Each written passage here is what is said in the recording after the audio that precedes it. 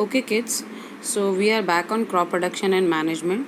In the first part, we had studied what are crops, why are they important, and what are agricultural practices, why kharif, what is kharif crop, and what is rabi crop, right? Now, in the last lecture, I was have given you different PDF in which only one of the definition is missing. That is, when plants of the same kinds are cultivated at one place on a large scale, it is called as a crop. Okay. Now, after that, we'll get back to basic practices of crop production.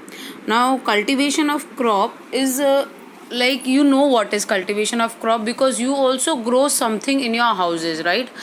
Some small ornamental plants, or some spiritual plants, or some different kinds of flowers. So basically the process is same.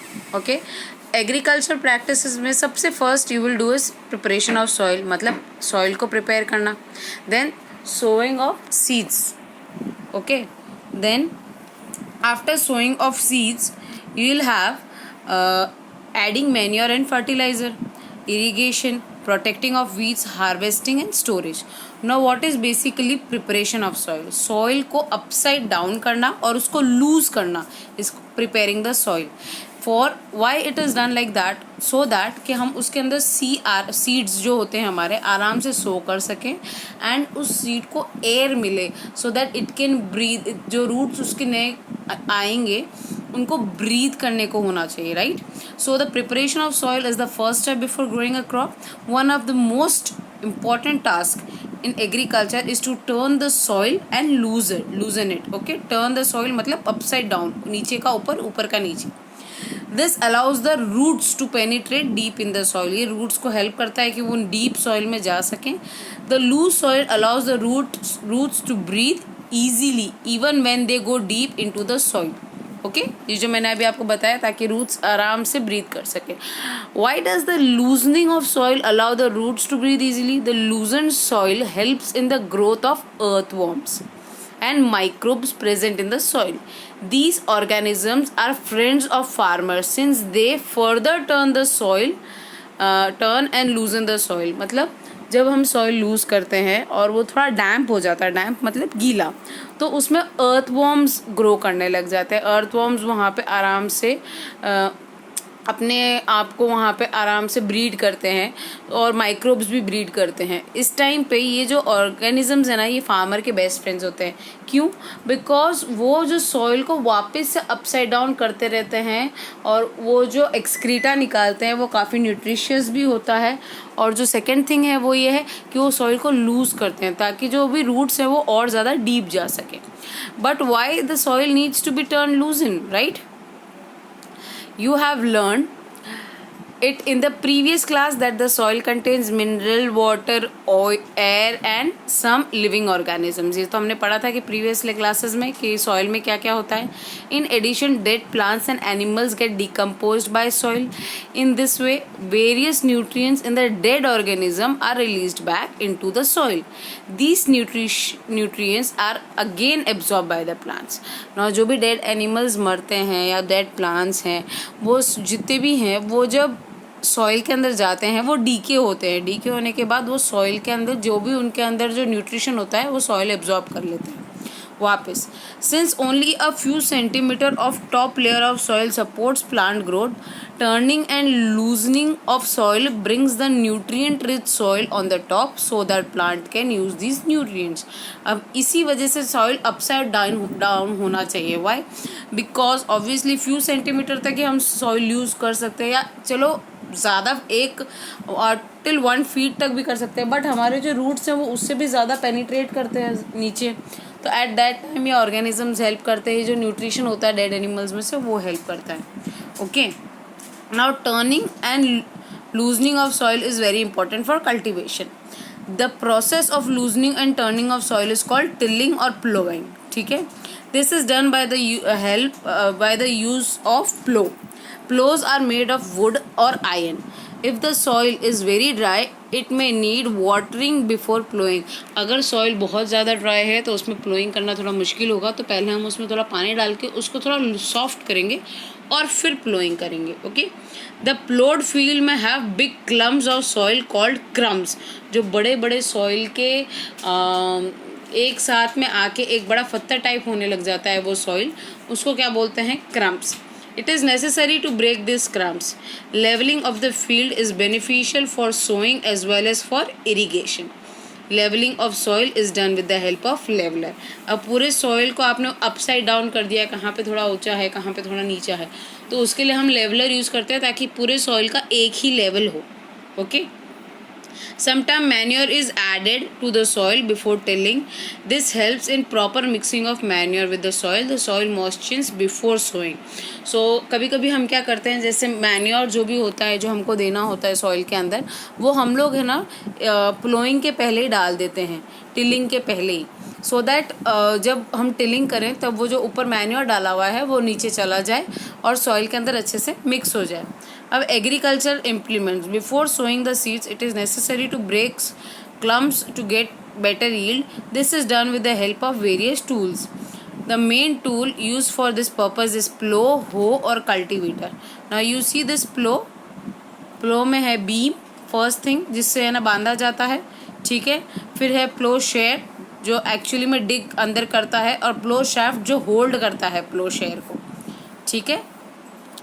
And the next is plough. This has been used since ancient time for tilling the soil, adding fertilizers to the crop, removing the weeds and turning the soil. This is made of wood and is drawn by a pair of bulls and other animals, horse or camel. It contains a strong triangular iron strip called plowshare. The main part of plow is a long log of wood which is called plow shaft. There is a handle at one end of the shaft and the other end is detached with a beam. Beam मतलब एक straight लकड़ी which is placed on the bull's neck. One pair of the bull and a man can easily operate a plow. अब ये जो प्लो है ना बेटा, ये बहुत कम यूज़ होना शुरू हो चुका है, सो दैट अब उसकी जगह पे ट्रैक्टर्स के थ्रू प्लोइंग करना शुरू हो चुका है right now at this point of time. The indigenous wooden plow is increasingly replaced by an iron plow nowadays. It is a simple tool which is used for removing weeds. What is hoe?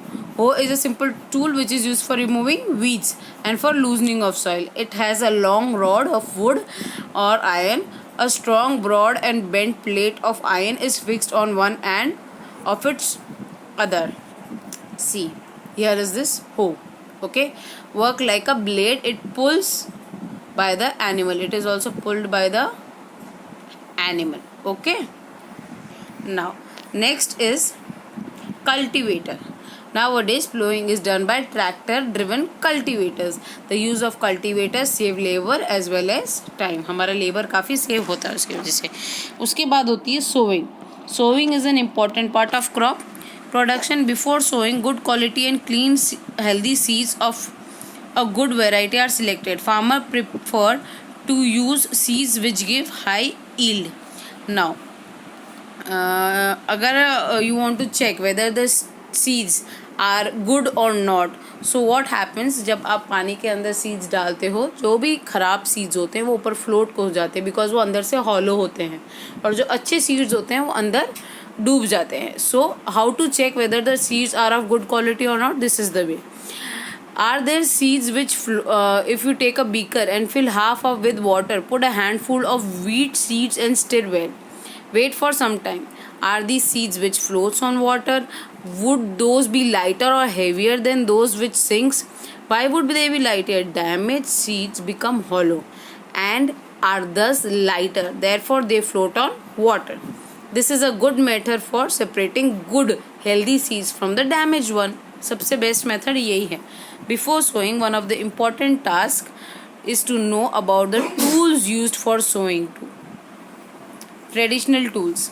The traditional tools traditionally for sowing seeds is shaped like a funnel.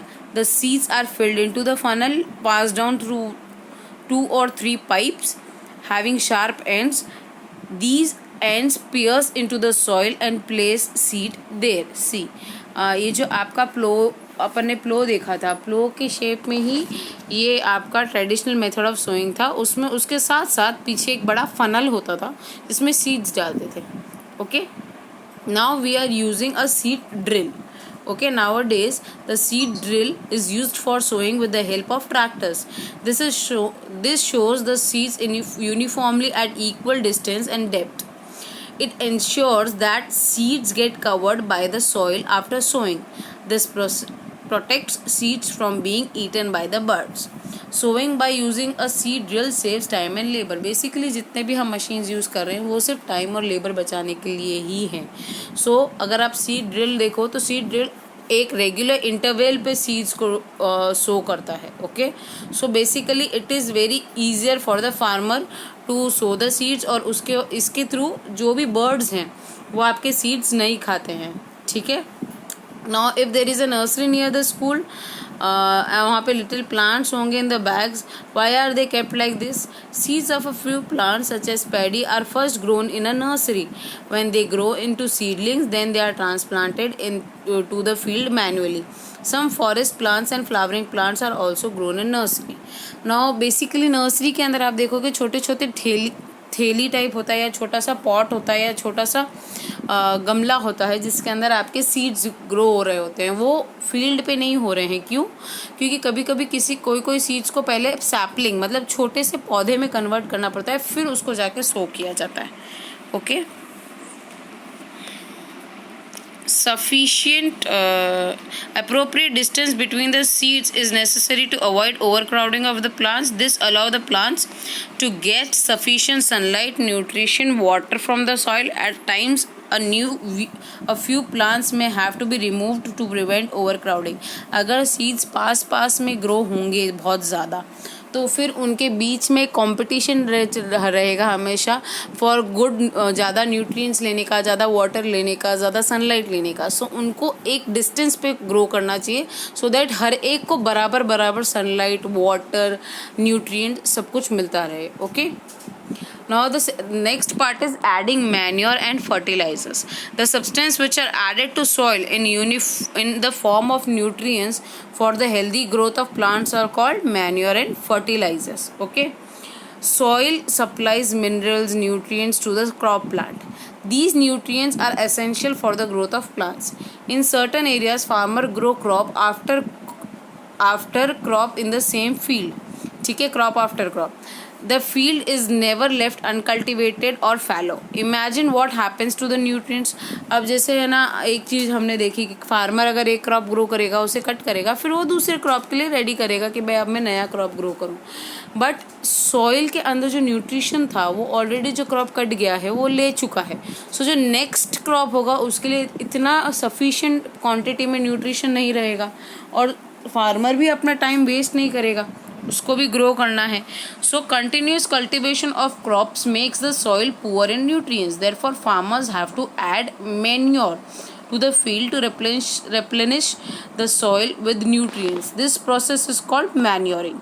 इसलिए manure extra add करना पड़ता है, extra nutrition to the plants so that उनको sufficient quantity में nutrition मिलता रहे. ठीक है.